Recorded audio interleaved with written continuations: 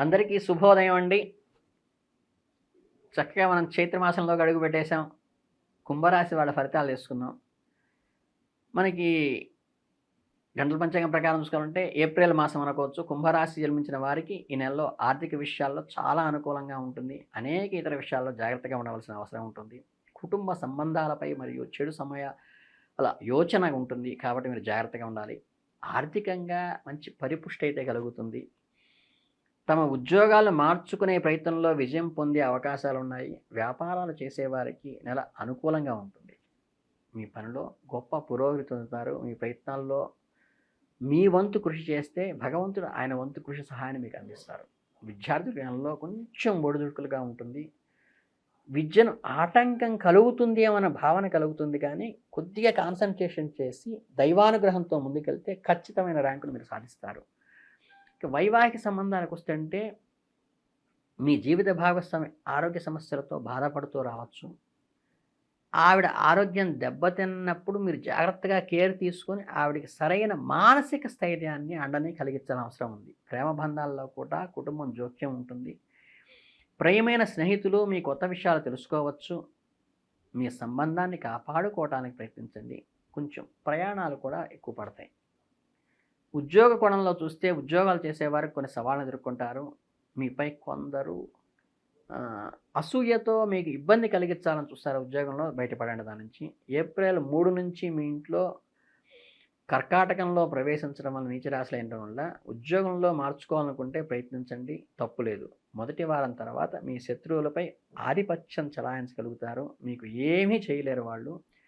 అలాగే బృహస్పతి దృష్టి నెల మొత్తం మీ పదవ ఇంటిపై ఉండటం వల్ల చక్క దశమ స్థానంలో ఉన్నతాధికారుల సహాయమే మీకు అండగా ఉంటుంది. వాళ్ళే మిమ్మల్ని జాగ్రత్తగా ఒడ్డునేస్తారు. అలాగే మీతో పనిచేసే సహోద్యోగులతో ఎవరైనా మీకు వ్యతిరేకంగా మారే అవకాశం ఉంది, కాబట్టి జాగ్రత్త తీసుకోండి. 7వ ఇంటి అధిపతి అయిన సూర్యుడు నెల ప్రారంభంలో 2వ ఇంట్లో శని, శుక్రు, బుధుడు మరియు రాహులతో పాటు ఉండడం వల్ల 14వ తేదీ నుండి ఉన్నతమైన రాశిలోకి రావటం వల్ల మీరు వ్యాపారంలో గొప్ప పురోగతి సాధిస్తారు. రోజు రోజులో పురోగతి సాగిస్తుంది.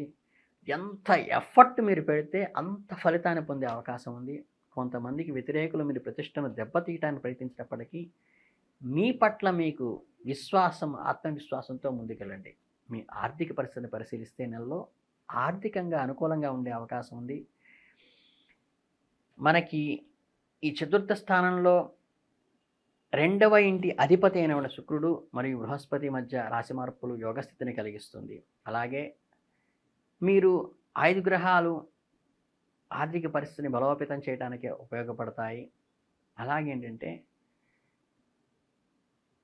ఆర్థికంగా లాభాలు వచ్చే అవకాశం ఉన్నది, కాబట్టి ఆ వచ్చిన అవకాశాన్ని సద్వినియోగం చేసి ఉన్నతమైన పెట్టుబడులకు ఉపయోగించడం తప్పితే దాని వృధా ఖర్చులకు ఉపయోగించకండి.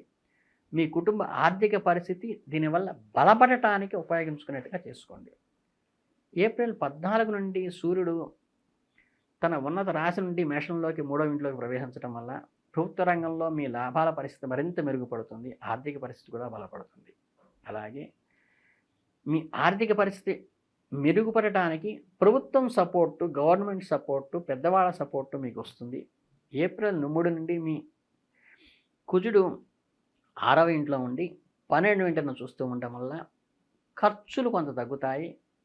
ఖర్చులు ఆదాయం వల్ల మీ ఆర్థిక పరిస్థితి బలపడుతుంది. గతంలో స్టాక్ మార్కెట్లో చేసిన పెట్టుబడులు కూడా ఆర్థిక ఉపశమనాన్ని మీకు కలిగిస్తాయి.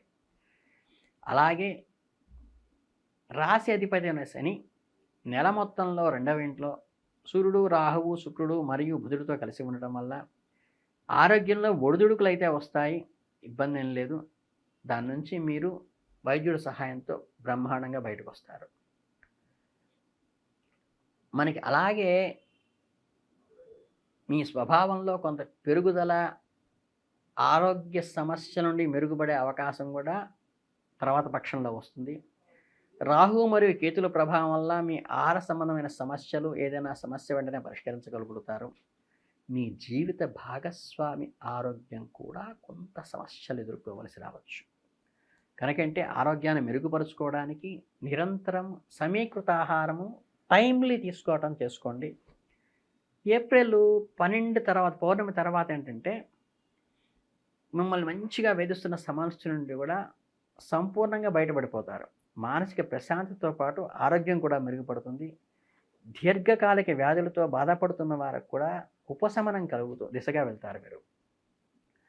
అలాగే ప్రతికూల ఆలోచనలకు దూరంగా ఉండండి. అంటే ఆప్టిమిస్టిక్‌గా మారండి. పెసిమిస్టిక్ నుంచి మీరు మైండ్‌ని సెట్ చేసుకుంటే చాలు. మీ మనస్సులో ఉన్న నూతన ఆలోచనలు మానసికంగా కార్యరూపం దాల్చే అవకాశం ఉంది.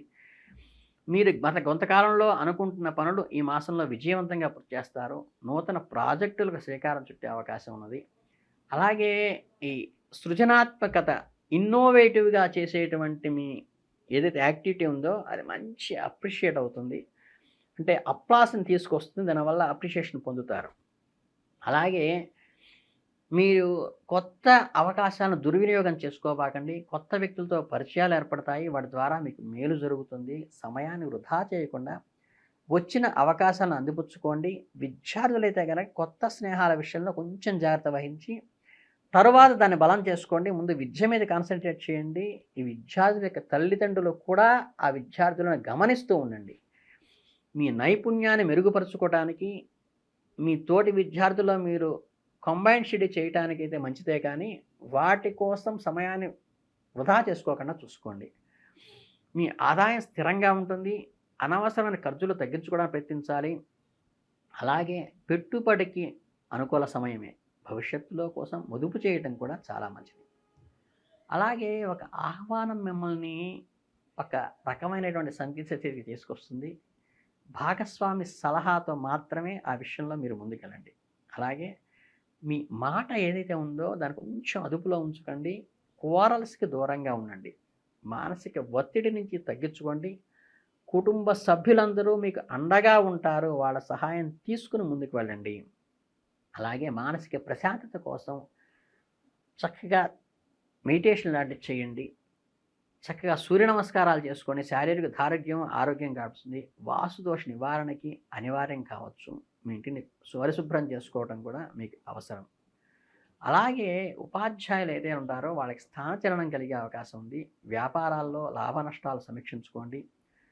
ఉమ్మడి వ్యాపారాలు అంటే ఏంటంటే పార్ట్నర్‌షిప్ డీడ్‌తో గానీ, మేనేజింగ్ డైరెక్టర్స్ అంటే ఒక కంబైన్డ్‌గా వ్యాపారం చేసేవాళ్ళు మీకు పత్రాలు మంచి విలువైన పత్రాలు మీకు అందుతాయి. కొత్త వ్యాపారాలు ప్రారంభించడానికి అనుకూలంగా ఉంటుంది. మీకు నెలలో ఇంకేమైనా పరిష్కారాలు ఏమైనా అవసరమైతే అంటే లక్ష్మీ మంత్రాన్ని జపించడం కానీ, చక్కగా ఈ ఈ అమ్మవారి గుడి ఏదైనా సరే గుడికి వెళ్ళి సాత్వికమైనటువంటి అమ్మవారి ఆరాధన చేయటం మంచిది. అట్లాగంటే దానిమ్మ పండుని దానం చేయటం వల్ల కానీ, అలాగే మీకు పశుపక్షాదులకు వాటర్ అంటే ఏంటంటే నీళ్ళని ఇవ్వటం వల్ల కూడా ఈ కర్మ సిద్ధాంత ప్రకారం అత్యద్భుతమైన ఫలితాలను పొంది మీ ఈ దోషాలన్నీ నివారణ అయి ముందుకెళ్ళడానికి ఉపయోగపడుతుంది. కాబట్టి ఈ కుంభరాశి వాళ్ళు చక్కగా నిండు కుండలాగా ఈ చైత్రమాసం అంతా కూడా చక్కగా వృద్ధిలోకి వస్తారు. మీరు ఎవ్వరికీ భయపడాల్సిన పని లేదు. విద్యార్థుల విషయంలో కొత్త స్నేహాలతో టైం వేస్ట్ కాకుండా చూసుకుని ముందుకు వెళ్ళినట్లయితే మీ ఆశయం మీద, మీ లక్ష్యం మీద గనక మీ మనసు పెట్టినట్లయితే ఉన్నతమైనటువంటి ర్యాంకులు పొందే అవకాశం ఉంది. కాబట్టి మీ అందరికీ శుభాభినందనలు తెలియజేసుకుంటూ ఈ చైత్రమాసం మీకు మంచి ఫలితాలను ఇవ్వాలని కుంభరాశి వాళ్ళకి కోరుకుంటూ మనస్ఫూర్తిగా ధన్యవాదాలు.